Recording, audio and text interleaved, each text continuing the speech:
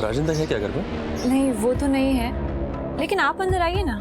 नहीं, मैं चलता हूँ। अरे नहीं, आइए तो प्लीज आइए।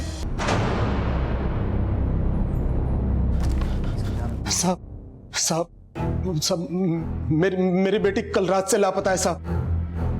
बैठिए, आराम से बैठिए पहले। साहब कल रात से उसका फोन नहीं लग रहा। मैंने बहुत मिलाया, यहाँ वहां ढूंढा भी, लेकिन कहीं नहीं मिली साहब। उसकी फोटो है आपके पास? जी, पारुल नाम है इसका। ये मोबाइल फोन रखती है अपने पास? जी साहब। नंबर दीजिए। जी, 9824686 उसकी उम्र, रंग, कद सब कुछ लिखवाइए। उम्र 19 साल, रंग गोरा, कद 5.25 साढ़े 5 फुट होगा साहब। पहन के रखा था उसने? सलवार सूट ही पहनती है। पारुल के घर के आसपास पूछताछ करो, शायद कोई इन्फॉर्मेशन हाथ लगे। सर,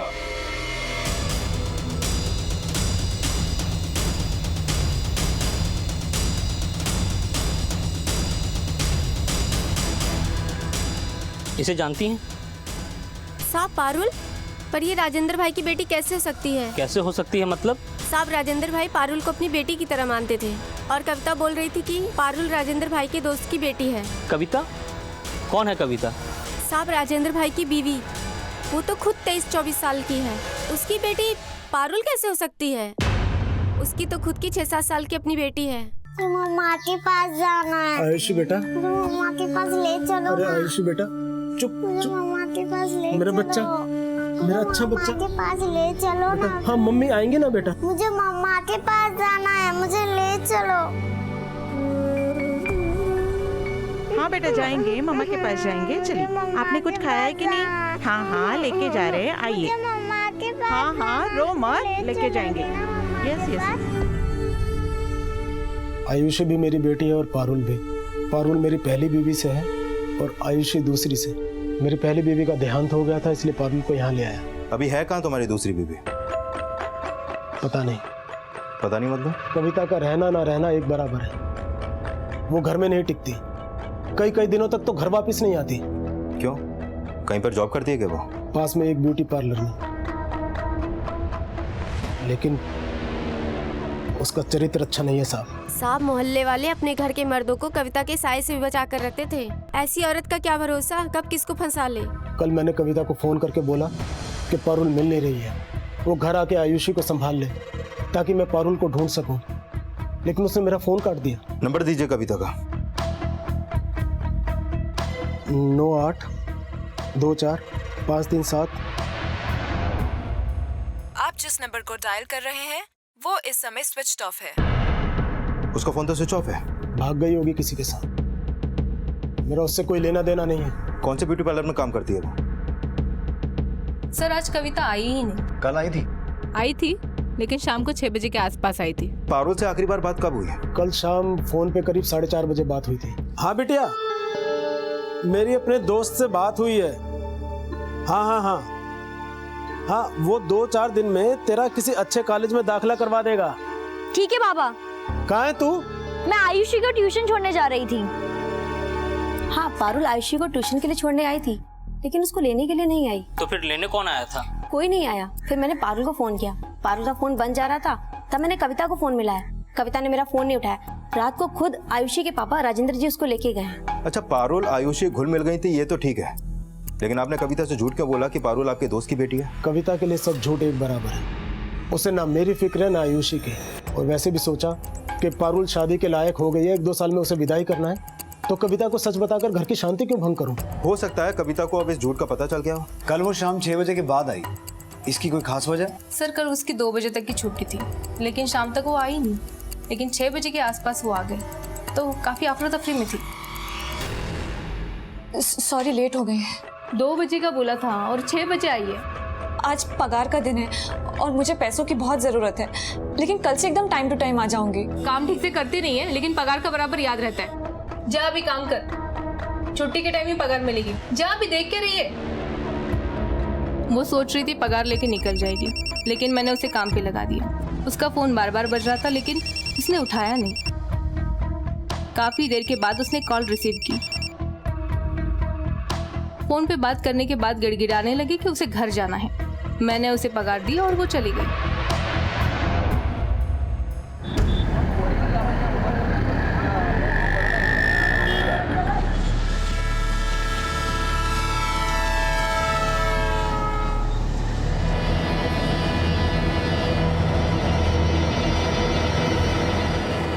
बॉडी को पोस्टमार्टम के लिए भेजो और आसपास के एरिया में सर्च करो।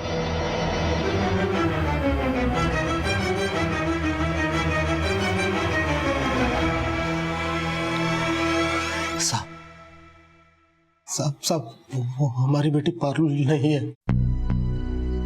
हमारी बेटी मर नहीं सकती साहब। हम तो यही चाहेंगे कि पारुल सही सलामत हो। फिर भी आपका और डेड बॉडी का डीएनए मैच करके देख लेते हैं। छिड़के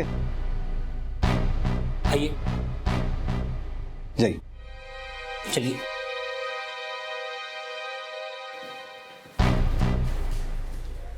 सर, बोरीवली रेलवे ट्रैक पे जो लाश मिली थी उसकी पोस्टमार्टम रिपोर्ट आ चुकी है।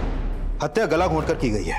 और सर, उस शाम 8 बजे कविता को गोरेगांव के एक पीसीओ से कॉल आया, लेकिन राजेंद्र का फोन उसने ब्यूटी पार्लर से निकलने के बाद 8:15 बजे उठाया। सर, राजेंद्र के इस बयान में भी सच्चाई है कि कविता अच्छे चरित्र की नहीं थी, क्योंकि उसको शहर के अलग अलग पीसीओ से अक्सर कॉल आते थे। सर, हो सकता है कि कविता नहीं चाहती थी कि राजेंद्र को उसके लवर्स का पता चले, इसलिए उसने अपने लवर्स से पीसीओ से कॉल करने के लिए बोला हो। लेकिन कामत, हमें जानना ही है कि कविता के अफेयर्स का पारुल के गायब होने से क्या कनेक्शन है। कनेक्शन हो सकता है सर। पारुल ने आयुषु का शाम 4 बजे ट्यूशन छोड़ा, लेकिन लेने नहीं पहुंची। और फिर जब ट्यूटर ने कविता को फोन किया, लेकिन कविता ने फोन नहीं उठाया। और ठीक शाम 5:30 बजे जब पारुल का फोन ऑफ होता है, तब उसके फोन की लोकेशन उसके घर वाले एरिया की थी। और वहीं पे कविता 6 बजे तक ब्यूटी पार्लर नहीं पहुंचती है, लेकिन उससे पहले उसके फोन की लोकेशन उसी एरिया की थी जहां पे पारुल का फोन ऑफ होता है। राजेंद्र के घर जाओ फौरन। सर। बेटा, पापा को काम पे जाना है ना? है? आप उषा ताई के साथ जाओ और देखो, इन्हें परेशान मत करना। मम्मा भी आएगी शाम को बेटा। चल बेटा।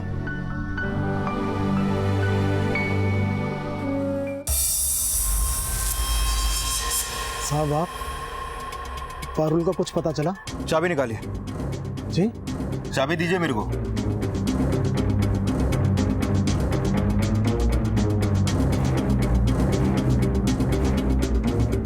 पूरा घर चेक करो। तुम उधर जाओ। कविता भले ही तिरिया चरित्र थी, लेकिन उसका पारुल से कभी कोई झगड़ा नहीं हुआ, बल्कि वो तो पारुल के आने से खुश थी। वो कैसे? कविता एक नंबर की आलसी थी और पारुल ने आते ही घर का काम काज और रसोई सब संभाल लिया था। सर, कुछ नहीं मिला।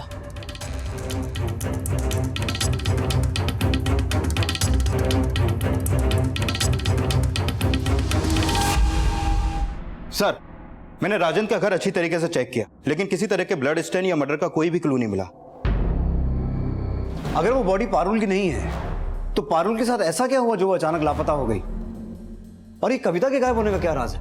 सर, पारुल का कॉल रिकॉर्ड्स में एक अंकित नाम के लड़के का भी नंबर है, और इन दोनों के बीच में अक्सर कॉल होते थे। सर, अंकित का ये नंबर बिहार का है, लेकिन पिछले 1.5 महीने से ये नंबर मुंबई में एक्टिव है। ये देखिए सर। लेकिन सर, गौर करने वाली बात यह है कि पारुल का यह नंबर उसके पिता राजेंद्र के नाम पे तो रजिस्टर्ड है ही, लेकिन राजेंद्र के दिए गए नंबर के अलावा एक और नंबर पारुल के रिकॉर्ड में है, वो भी राजेंद्र के नाम पे रजिस्टर्ड है, और पारुल अक्सर इस नंबर पे भी कॉल करती थी। सर, पारुल का मोबाइल अजमेर में कुछ देर के लिए ऑन हुआ था।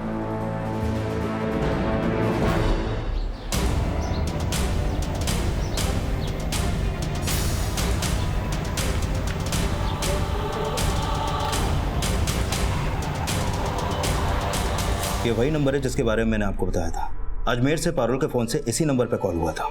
इसका मतलब ये हुआ कामत कि इस कॉल रिकॉर्ड में कविता और अंकित के फोन नंबर के अलावा 3 नंबर ऐसे हैं जो राजेंद्र के नाम पर रजिस्टर्ड हैं। एक वो नंबर जो पारुल यूज करती थी, जो अभी अजमेर में ऑन हुआ है। दूसरा राजेंद्र का अपना नंबर जो वो खुद इस्तेमाल करता है। और तीसरा वो नंबर जिस पर अभी अजमेर से कॉल हुआ। ये नंबर कौन इस्तेमाल करता है? सर, पारुल के पिता राजेंद्र जी आए।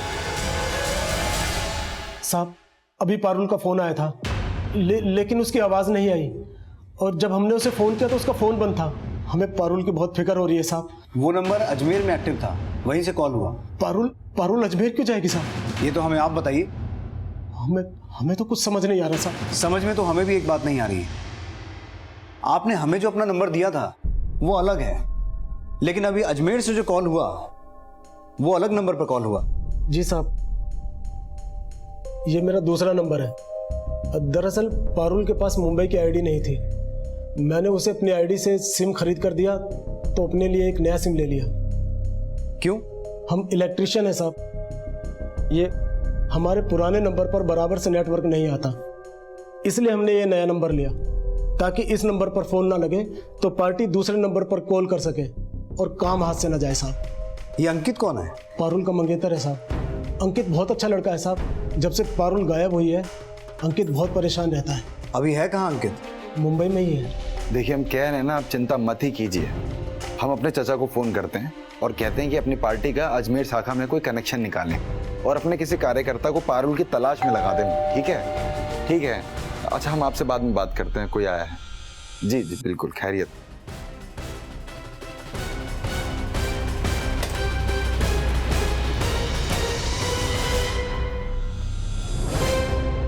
सर, पारुल की माँ के गुजरने के बाद पारुल मुंबई आ गई, तो हमने सोचा कि हम भी मुंबई आ जाते हैं, कोई काम ढूंढेंगे यहाँ पर और पारुल से शादी भी कर लेंगे। अजमेर में ऐसा कोई है जिसे पारुल जानती हो? नहीं सर। तुम आखिरी बार कब मिले थे पारुल से? करीबन 1 हफ्ता हो गया सर। गेटवे ऑफ इंडिया चलोगे मेरे साथ? रात को बहुत खूबसूरत लगता है। नहीं, पापा ने कहा था कि रात होने से पहले घर आ जाना, और तुम हमें रात को घुमाना चाहते हो। हाँ, तो अपने पापा को फोन करके बोल दो, कोई गैर थोड़ी ना है। वैसे भी हम तुमसे शादी करने वाले हैं। अच्छा, नौकरी ढूंढ लिए? नौकरी के लिए ट्राई कर रहे हैं, मिल जाएगी जल्दी। तो ठीक है, तुम नौकरी ढूंढो, तब तक हम अपना ग्रेजुएशन पूरा कर लेंगे और उसके बाद शादी कर देंगे। तब तक मेल मुलाकात सिर्फ दिन में है। ठीक है? हम चलते हैं।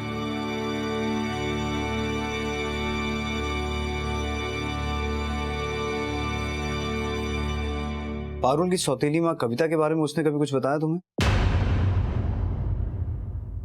कभी कभी बात करती थी वो उनके बारे में। क्या बात करती थी? पारुल, पारुल बेटा,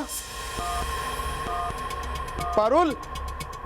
सर, अभी पारुल का फोन फिर से अजमेर में ऑन हुआ है, पर लोकेशन दूसरी थी और इस बार भी राजेंद्र के नए नंबर पे कॉल हुआ है सर। राजेंद्र को फोन लगा?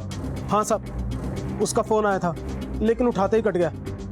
सर, मैंने अजमेर पुलिस को दूसरी लोकेशन के बारे में अपडेट कर दिया है, पर पारुल का फोन जिस लोकेशन पे पहले ऑन हुआ था वहां से कोई लीड नहीं मिला है सर। ये बात तो तय है कामत, ये फोन पारुल नहीं कोई और कर रहा है। सर, हो सकता है ये कविता हो।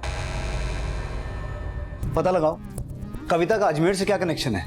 वो वाकई में पारुल का मर्डर करके अपने किसी आशिक के साथ भागी है या फिर कहानी कुछ और है? सर, गोरेगांव के जिस पीसीओ से कविता को आखिरी बार कॉल हुआ था वहां आसपास में कोई सीसीटीवी नहीं है और किसने कॉल किया था उसका भी कोई क्लू नहीं मिला है सर। मुंबई के जिन जिन पीसीओ से कविता को फोन हुए थे हर जगह पूछताछ करो और कविता को जिन जिन लोगों के साथ देखा गया था सबका स्केच बनवाने की कोशिश करो। और हाँ, ये भी पता लगाओ कि कविता का कोई दूसरा नंबर तो नहीं है। पारुल अजमेर गई या फिर सिर्फ पारुल के नंबर को अजमेर ट्रैवल करवाया गया।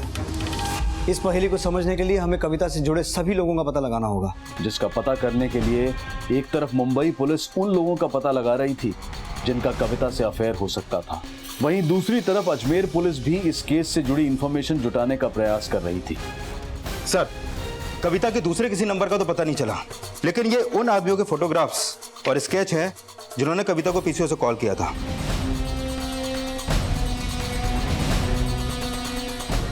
और सर, ये उस आदमी का स्केच जिसको पिछले दिनों कविता के साथ देखा गया। सर, मैंने ये फोटोग्राफ्स और स्केच उस गोरेगांव वाले पीसीओ ओनर को दिखाया है जहां से कविता को आखिरी बार कॉल हुए थे, लेकिन पहचान नहीं हो पाई सर। कैसे भी करके इनकी पहचान करो। और हाँ, जिस दिन पारुल और कविता गायब हुए हैं उस दिन अजमेर रूट पे जाने वाली सभी ट्रेन का रिजर्वेशन डेटा निकलो। सर, मुझे नहीं पता कविता अजमेर में है या मुंबई में। मेरे तो उससे बात हुए कई महीने हो चुके हैं। मान लेते हैं तुम्हें नहीं पता, लेकिन मोबाइल होते हुए भी कविता को पीसीओ से फोन क्यों करते थे? सर, एक बार कविता के पति ने मुझे और कविता को मार्केट में देख लिया था, पर मार्केट में उसने मेरी पिटाई की। सर, बहुत ही शक्की इंसान है वो। उसका पति शक्की है, तुम बड़े चरित्रवान हो। सर देखिए, जैसा आप सोच रहे हैं ऐसा कुछ भी नहीं है हमारे बीच। वो हम केवल अच्छे दोस्त थे सर। तो तुम्हारी इस दोस्ती के बारे में तुम्हारी बीवी को पता है? ठीक है, जा सकते हो। Thank you sir.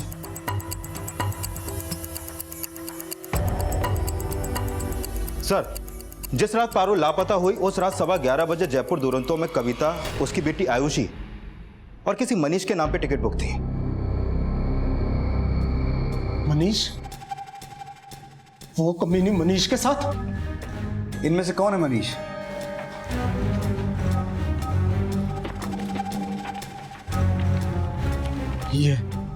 ये वो कमीना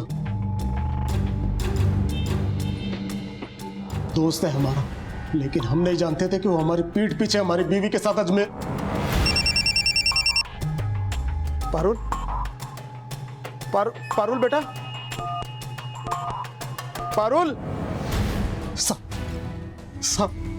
साहब हमारी पारुल को बचा लीजिए साहब, हमारी पारुल को बचा लीजिए, हमें बहुत फिक्र हो रही है उसकी साहब। पारुल के लौट आने की उम्मीद उसके पिता ने अब तक जिंदा तो रखी थी, लेकिन अब ये उम्मीद दम तोड़ रही थी। पुलिस जब मनीष के घर पहुंची तो पारुल की हत्या का संदेह आखिरकार प्रमाण में बदल गया।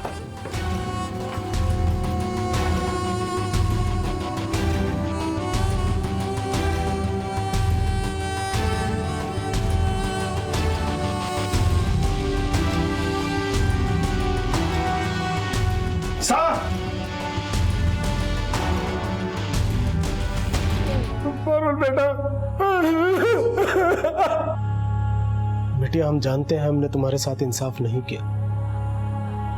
तुम्हें और तुम्हारी मां को छोड़कर अपनी दुनिया में मस्त हो गए। हमें एक मौका दे दो, हम तुम्हारा दिल कभी नहीं दुखाएंगे।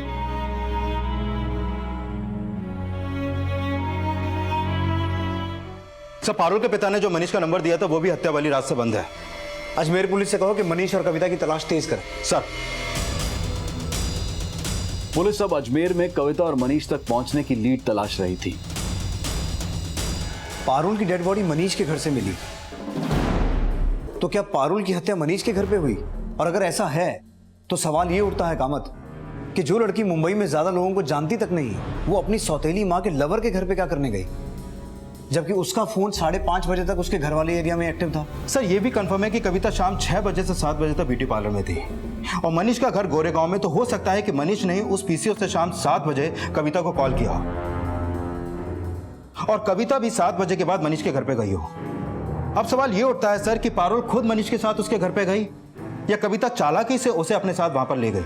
ये दोनों पॉसिबिलिटीज तो हैं, पर शाम 5:30 बजे पारुल का फोन मलाड में बंद होने का चक्कर भी समझना होगा सर। क्या पारुल का मर्डर कविता को उस पीसीओ से फोन आने से पहले हुआ या कविता के ब्यूटी पार्लर से निकलने के बाद? सवाल यह भी उठता है कामत कि अगर उस दिन अजमेर की ट्रेन में मनीष, कविता और आयुषी तीनों के टिकट बुक थे, तो फिर ये दोनों आयुषी को अपने साथ लेके क्यों नहीं गए? आयुषी अजमेर क्यों नहीं गई और पारुल मनीष के घर कैसे पहुंची? ये समझने के लिए हमें पारुल और कविता की इक्वेशन को समझना होगा। सिर्फ बाहर वालों से ही नहीं, आयुषी से भी पूछताछ करनी पड़ेगी। बेटा, आपको पारुल दीदी अच्छी लगती थी और आपकी मम्मा? अंकल कुछ पूछ रहे हैं, बताओ। अच्छा, एक बात बताओ, आपकी पारुल दीदी और आपकी मम्मा दोनों फ्रेंड्स थे? ये इतना डरी हुई क्यों है? जब से पारुल लापता हुई और इसकी मां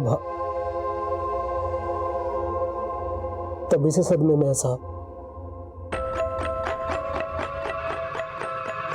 सर, मुझे नहीं पता ये कविता की स्टेप डॉटर थी।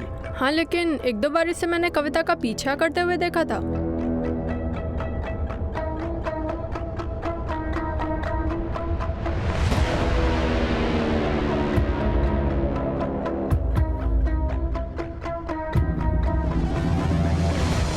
सर, कविता के ब्यूटी पार्लर के कलीग, आयुषी के ट्यूशन टीचर और कुछ पड़ोसियों ने बताया कि पिछले दिनों पारुल को कविता की जासूसी करते हुए देखा गया। सर, उनके बयानों से तो लगता है कि पारुल कविता की जासूसी कर रही थी और शायद कविता का पीछा करते करते वो उस रात मनीष के घर पे पहुंची।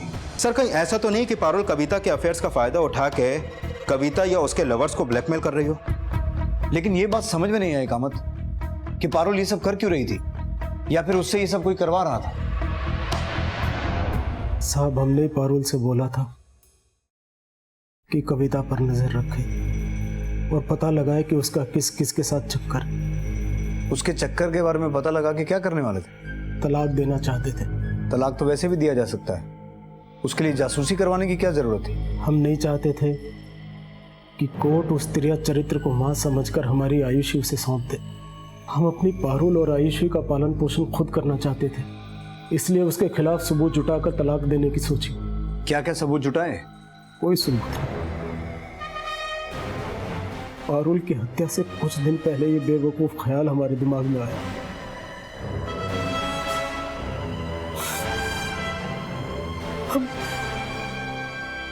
हम तो पछता रहे हैं कि वो अपनी बच्ची को उस डायन की जासूसी में लगाया। कहाँ गई हमारी बच्ची को? कहाँ गई? सर, अजमेर पुलिस ने मनीष को अजमेर के गेस्ट हाउस से गिरफ्तार किया है, लेकिन उसके साथ कविता नहीं थी। Let's go.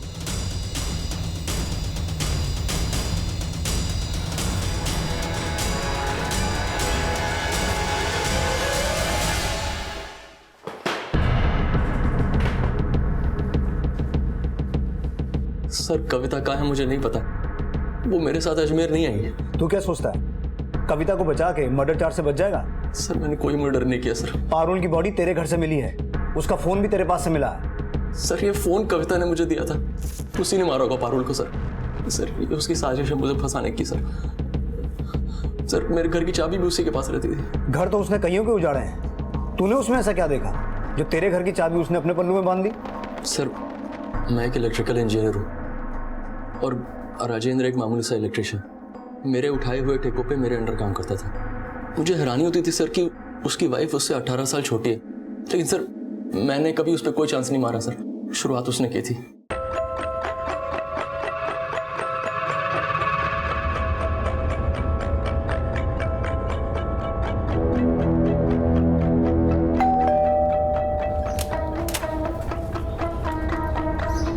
आप? राजेंद्र है क्या घर पे? नहीं वो तो नहीं है, लेकिन आप अंदर आइए ना। नहीं मैं चलता हूँ। अरे नहीं आइए तो, प्लीज आइए। खूबसूरती में ऐसा बहका कि वो संभाल नहीं पाया। हमारी मुलाकातें बढ़ने लगी। तब उसने बताया कि राजेंद्र उसे मारता था, उस पर शक करता था। कुछ दिन पहले मुझे अजमेर से एक जॉब ऑफर हुई तो। मनीष देखो ना कितना छोटा सा गंदा सा घर है, मुझे नहीं रहना इस घर में। तुम मुझे अपने साथ अजमेर ले चलो ना प्लीज। लेकिन राजेंद्र क्या? मुझे नहीं रहना उस खड़ूस के साथ। मैं तुमसे शादी करना चाहती हूँ। सच? हमारे अजमेर जाने का प्लान तो अगले महीने का था, लेकिन उस दिन अचानक उसका कॉल आया। हाँ बोलो। मनीष हमें आज रात ही अजमेर जाना होगा। आज रात? सवाल मत करो और जल्दी से पैकिंग करके मुझे फोन करो, ठीक है? मैं वेट कर रही हूँ तुम्हारा। मैंने पैकिंग की और उसे कॉल किया। वो घर आके बोली कि मनीष तुम जाओ, मैं तुम्हें अजमेर में मिलूंगी। लेकिन तुम तो। सवाल मत करो, राजेंद्र को पता लग गया है कि हम दोनों भाग रहे हैं। पता लग गया मतलब? कैसे पता लग गया? राजेंद्र ने अपनी बेटी पारुल को हमारी जासूसी में लगा रखा है। उसके फोन में हमारी फोटोज भी हैं। वो यहीं आ रहा है, तुम प्लीज जल्दी से निकलो। और तुम कैसे आओगी? उसने आयुषी को कहीं छुपा दिया है। मैं कैसे भी करके आयुषी को लेकर अजमेर पहुंच जाऊंगी, लेकिन तुम जाओ, वो यहीं आ रहा है। अगर तुम दोनों का सामना हो गया तो बहुत बड़ी प्रॉब्लम हो जाएगी। और हाँ, ये फोन मुझे दे दो, वो मेरे फोन का बैलेंस खत्म हो गया है। लेकिन मैं तुमसे कांटेक्ट कैसे करूंगा? अरे पारुल का मोबाइल दिया ना मैंने तुम्हें, लेकिन अभी ऑन मत करना, अजमेर पहुंचकर ही फोन करना। और मैं तुम्हें ये एक नंबर दे रही हूँ, इस वाले नंबर पे कॉल करना, लेकिन मेरे फोन पे बिल्कुल कॉल मत करना। ये नंबर किसका? ये मेरा नया नंबर है। इस नंबर पे कॉल करने के लिए बोला था सर।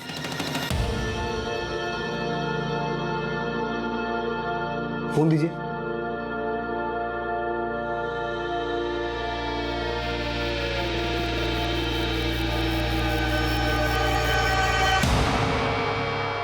सर ये तो वही नंबर है। तो कविता ने तुझे कहा कि ये उसका नया नंबर है। तेरा फोन उसने लिया और उसने तुझे ये पारुल का फोन थमा दिया। Yes sir. लेकिन इस फोन में तो कोई फोटो नहीं है। सर कविता ने डिलीट कर दिए होंगे, मैंने तो देखे तक नहीं। अजमेर आने के बाद फोन ऑन किया और अपने नंबर पे कॉल किया तो फोन बंद था। फिर कविता के नए नंबर पे कॉल किया तो राजेंद्र ने फोन उठाया। फिर मैंने दोबारा कॉल किया तो भी राजेंद्र नहीं उठाया। तो उसके बाद से मैंने फोन बंद ही कर दिया था। पीसीओ से कई बार अपने नंबर पे और कविता के पुराने नंबर पे कॉल किया तो दोनों नंबर बंद थे सर। अगर कविता तेरे साथ नहीं आई तो फिर टिकट आयुषी, कविता और तेरे नाम पे बुक क्यों किया था? सर टिकट तो मैंने तभी बुक करा ली थी जब कविता ने अजमेर भागने की बात कही थी, लेकिन सर उस टिकट पे मैं अकेले ही अजमेर आया। ना मेरे साथ कविता थी ना आयुषी थी।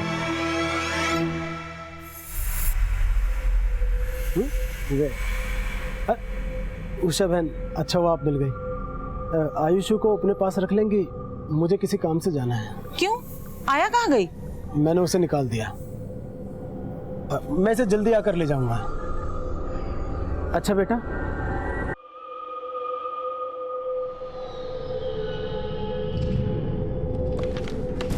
सर, जिस ट्रेन से मनीष अजमेर गया था उस ट्रेन के टीटी से बात हुई। उस टिकट पर मनीष अकेला अजमेर गया था और अजमेर के गेस्ट हाउस में भी वो अकेला रुका था। ना तो वहां कविता को देखा गया और ना ही अजमेर में कहीं भी कविता के देखे जाने का क्लू मिला है सर।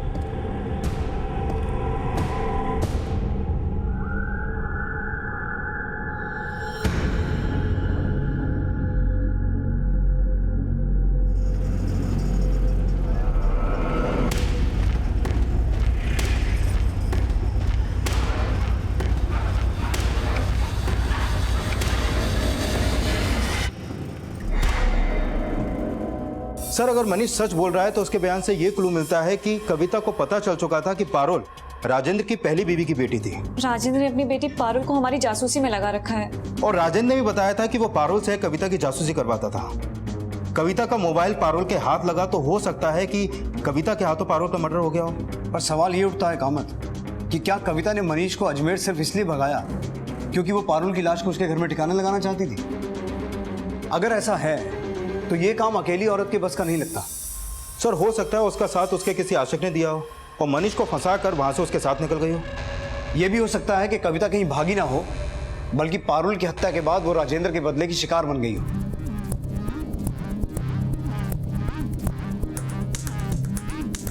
कामत, बोरीवली पुलिस से पता करो, जिस लड़की की लाश रेलवे ट्रैक पे मिली थी उसकी पहचान हुई? सर, पारुल के पिता के बारे में कुछ बातें पता चली है।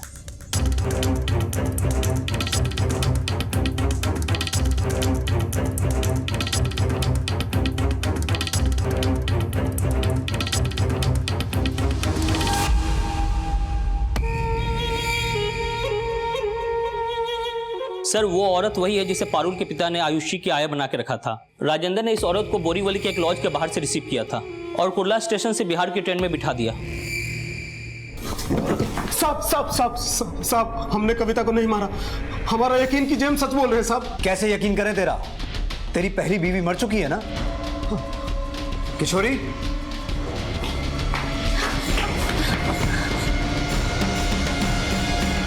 जीते जी तूने अपनी पहली बीवी को स्वर्गवासी बताया और तूने हमसे एक नहीं कई झूठ बोले हैं। तूने हमसे यह भी छुपाया कि कविता तेरी साली थी। कविता जैसी भी थी हमें पता चल गया है, लेकिन यह भी सच है कि 8 साल पहले तो अपनी बीवी और बेटी को छोड़कर कविता को मुंबई भगा के लाया था। वो हमारी जिंदगी की ऐसी गलती थी जिसका खामियाजा हम आज तक भुगत रहे हैं। लेकिन यह भी सच है कि कविता ने गांव से मुंबई आने के लिए हमारा सीढ़ी की तरह इस्तेमाल किया। वो मुंबई हमारी बीवी बनकर तो आ गई, लेकिन मुंबई की चकाचौंध के सामने उसे हमारी हैसियत बहुत छोटी लगी और अपनी हैसियत बढ़ाने के लिए वो न जाने कहां कहां मुंह मारने लगी।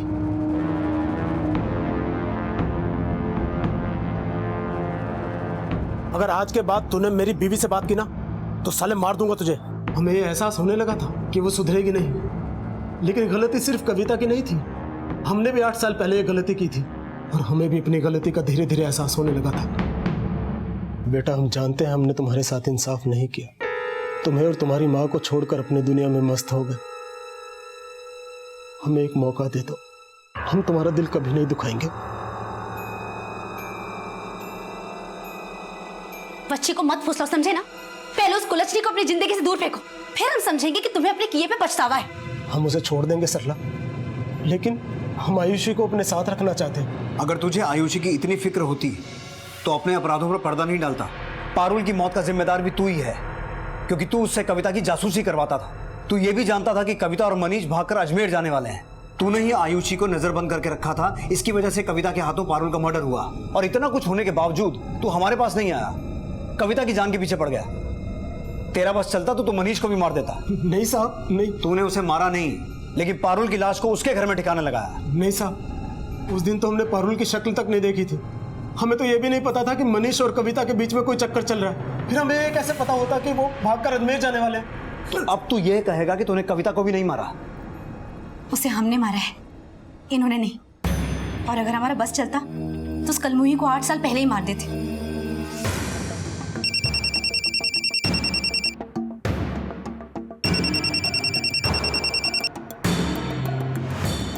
फोन नहीं उठा रही है। अगर मेरी पारुल को कुछ हुआ ना तो देख लेना मैं तुमको क्या करती हूँ। अरे कुछ नहीं होगा, शांति रख, मिलाता हूँ।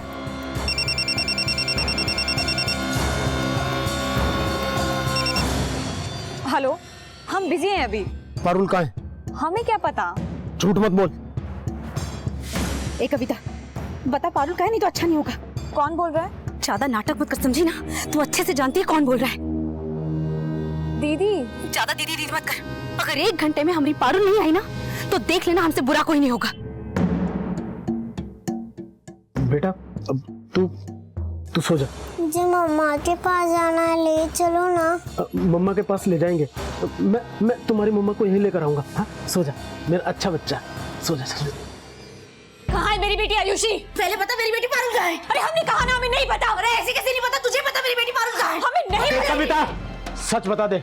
झूठ तो आप लोगों ने हमसे बोला है। आखिर ले आए ना दीदी और पारुल को यहाँ पर। मैं जा रही हूँ अपनी बेटी को लेने। अरे ऐसी कैसे जाएगी? पहले बता मेरी बेटी पारुल कहाँ है, नहीं तो तेरी बेटी को जिंदा काट दूंगी, समझी ना? नहीं पता मुझे। ऐसे कैसे नहीं पता? बता जल्दी मेरी बेटी को।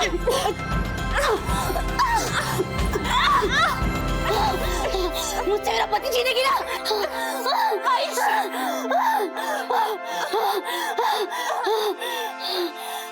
तेरे को तेरी बेटी को कैसे मारा जगाती हूँ मैं? छोड़ इसे, छोड़। सरला पिछले 8 सालों से हमारी गलतियों का बोझ ढो रही है। अपनी गलतियों की सजा उसे कैसे भुगतने देते साहब, लेकिन हमें तो तब तक ये भी नहीं पता था कि हमारी पारुल जिंदा है भी या नहीं।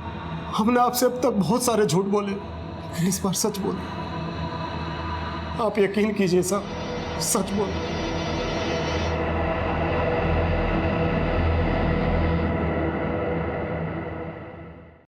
सर अगर राजेंद्र सच बोल रहा है तो क्या मनीष ने हमसे झूठ बोला या कविता ने मनीष से झूठ बोला? झूठ तो हमसे अंकित ने भी बोला था। सर मैं झूठ नहीं बोलना चाहता था, लेकिन पारुल के पापा मेरे सामने गड़गड़ाने लगे कि उनके मुंह से झूठ निकल गया।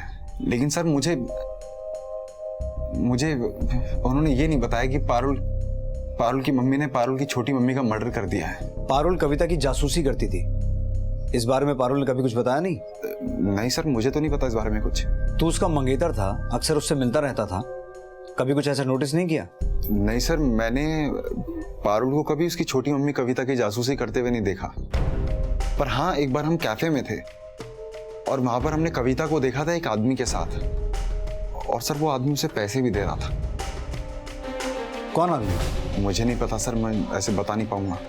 इनमें से था कोई?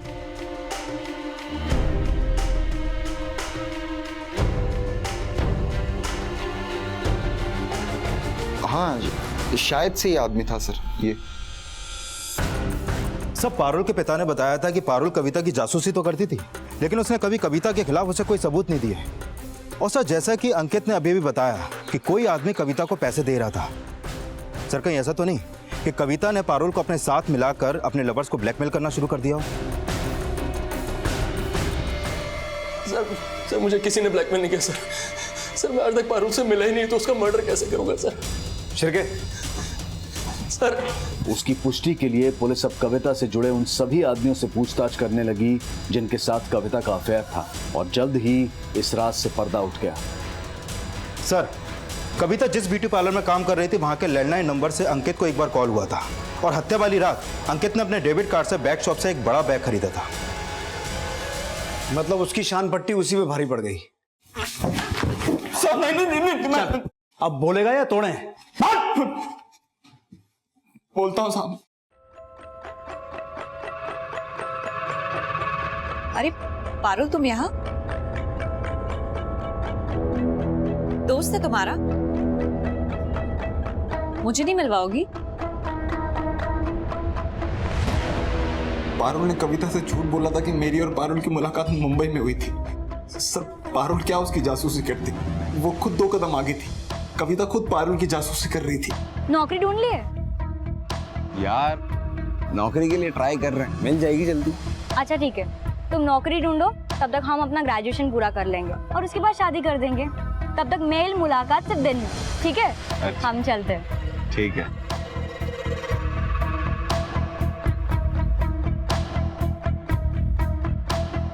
लगता है काफी पुराना है याराना तुम्हारा। नहीं नहीं, ऐसा नहीं है जैसा आप समझ रही हैं। अरे तो इसमें इतना डरने वाली क्या बात है? वैसे मैं गेटवे ऑफ इंडिया जाने का सोच रही थी। तुम अगर चलना चाहो तो मेरे साथ चल सकते हो। सही में? तुम चलो ना, इतना सोचने वाली क्या बात है? Auto, auto. सर पता नहीं उस औरत में ऐसा क्या जादू था, उससे 2 मुलाकात के बाद ही मैं पारुल को भूल गया और उससे राज भी नहीं छुपा पाया कि पारुल के पापा उसे छोड़कर पारुल और पारुल की मम्मी को घर लेके आ रहे हैं।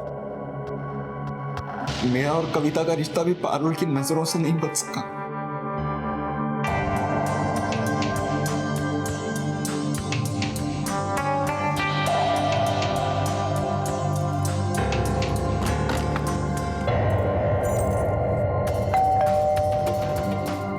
कोई आया है, एक सेकंड।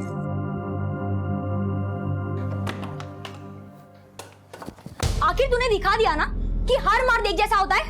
नहीं ऐसा नहीं है, ऐसा कमीनी तू है। पारुल, पारुल उठना। डरो मत, जैसा कह रही हूँ वैसा करो, ना तुम फंसोगे और ना हम।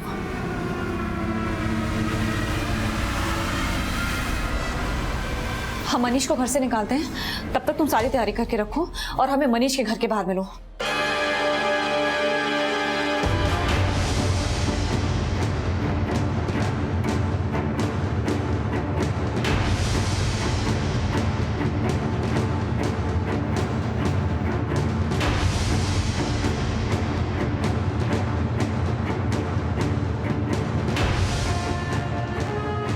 मनीष तुम जाओ, मैं तुम्हें अजमेर में मिलूंगी। लेकिन तुम तो सवाल मत करो, राजेंद्र को पता लग गया है कि हम दोनों भाग रहे हैं।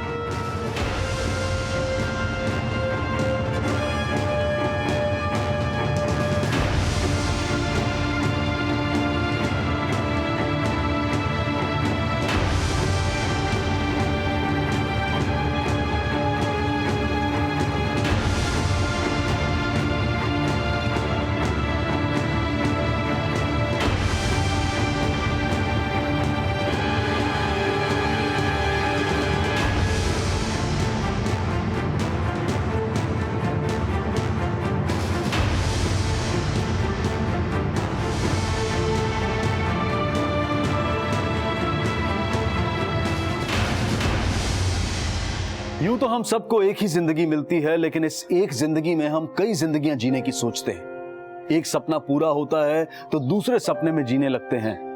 एक रिश्ते से मन भर जाता है तो दूसरा रिश्ता जोड़ने की सोचते हैं। माना कि जिंदगी हर रोज नए बदलाव लाती है, लेकिन अगर हमारा आज सच्चा नहीं है तो आने वाला कल कभी बेहतर नहीं हो सकता। इसी विचार के साथ अब मैं अनूप सोनी आपसे विदा लेता हूं। फिर मुलाकात होगी अगले एपिसोड में एक और चौंका देने वाले केस के साथ। तब तक अपना और अपने परिवार का ख्याल रखें और देखते रहें क्राइम पेट्रोल डायल 100। सबक एक को सीख हम सबको। जय हिंद।